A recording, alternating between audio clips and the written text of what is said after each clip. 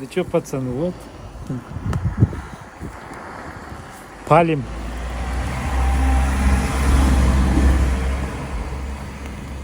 Ну, если тарелок 5 выйдет, хорошо. Хватает.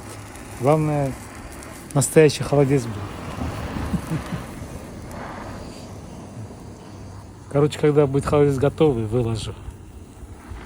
А так я сейчас в процессе. Обещают снег, поэтому я здесь спрятался за куточки. Ну ладно, всем пока. Едем дальше. Вот, короче, я сварил холодец.